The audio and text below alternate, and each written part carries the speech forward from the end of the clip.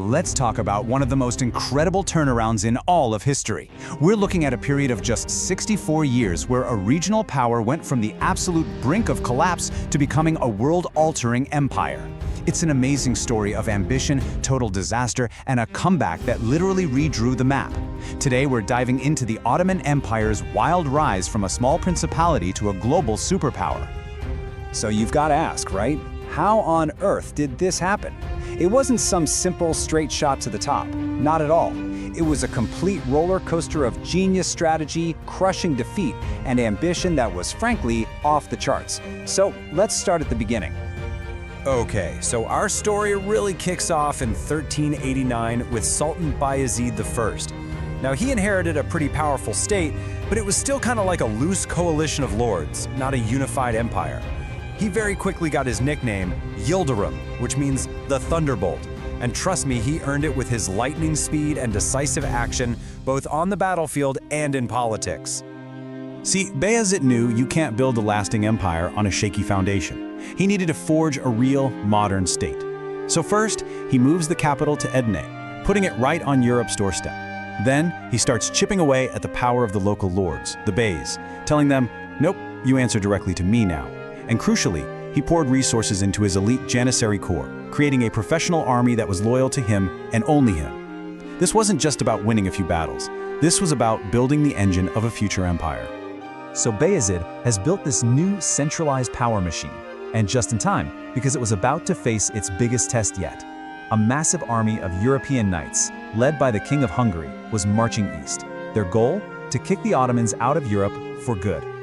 So you've got the two sides lining up. On paper, they look pretty evenly matched. The Crusaders were this proud multinational force, Europe's finest knights. But they were also a coalition, full of competing egos and different ideas on how to fight. Bayezid, on the other hand, had one army, one commander, and one goal. And that difference, well, it was going to be everything. And the result was an absolute disaster for the Crusaders. Bayezid, living up to that Thunderbolt name, used his disciplined army to pick them apart piece by piece.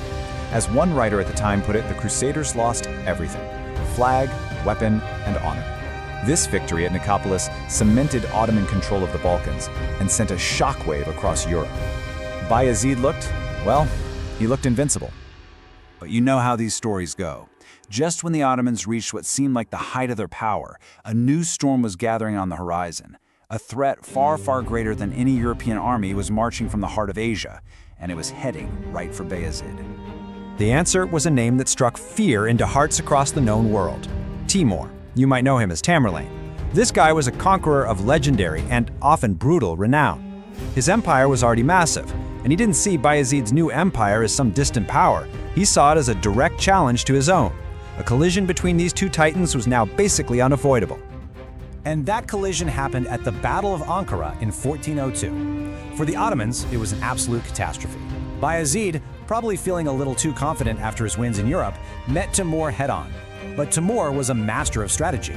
He faked a retreat, drew the Ottoman army into a trap, and then completely surrounded them. In a shocking turn of events, the invincible Sultan Bayezid was captured, and his army was completely annihilated. The defeat at Ankara plunged the Ottoman state into what we now call the Interregnum. In Turkish, it's even more dramatic, the period of chaos. And that's exactly what it was. With the Sultan captured and the army gone, Bayezid's sons immediately started a vicious civil war, tearing the empire apart to claim the throne. Everything Bayezid had built just fractured. It really looked like the end of the Ottoman story. But out of the ashes of that civil war, a new leader would eventually rise.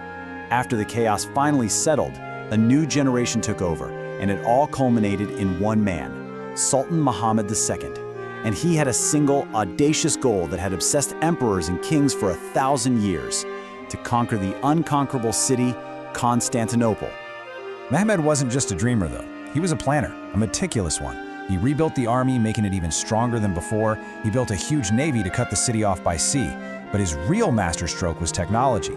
He commissioned absolutely enormous cannons. These were the superweapons of their day, designed for one single purpose: to smash the legendary, impenetrable walls of Constantinople to dust. The siege that followed was just brutal, a grueling 53-day affair. For almost 2 months, Mehmed's forces hammered the city by land and sea, while inside, its defenders fought back with unbelievable courage. So how did he finally win? It was a combination of brute force and just sheer genius. While his monster cannons pounded the walls day and night, he pulled off an incredible military maneuver. He had his warships dragged over land on greased logs, completely bypassing the giant chain that protected the city's harbor. It was a move nobody saw coming. A tactical checkmate. On May 29, 1453, the walls were finally breached. The city fell. This isn't just a big moment. It's a true turning point in world history. The 1,000-year-old Byzantine Empire was gone, and the Ottoman Empire had officially arrived as a global superpower. Just stop and look at this transformation for a second. In just 64 years, it's staggering. The Ottomans went from a powerful regional principality, Beylik, to a genuine world empire with a new global capital. Their army transformed from one based on regional loyalties into a professional, centralized force with the best artillery on the planet. And the Sultan's power, it went from being challenged by local lords to being absolute. And taking the city wasn't just symbolic. By conquering Constantinople, Mehmed physically stitched his empire's European and Asian lands together. The city was reborn as Istanbul, and it became the heart of a new empire that would dominate the world stage for the next 450 years. A whole new era had begun. So we come back to that first question. How did this all happen in just 64 years? Was it some kind of destiny? Or was it the sheer force of will of two incredible and very different rulers? Bayezid, the Thunderbolt, who built a state but flew too close to the sun, and Mehmed, the Conqueror, who achieved a dream that had been impossible for centuries.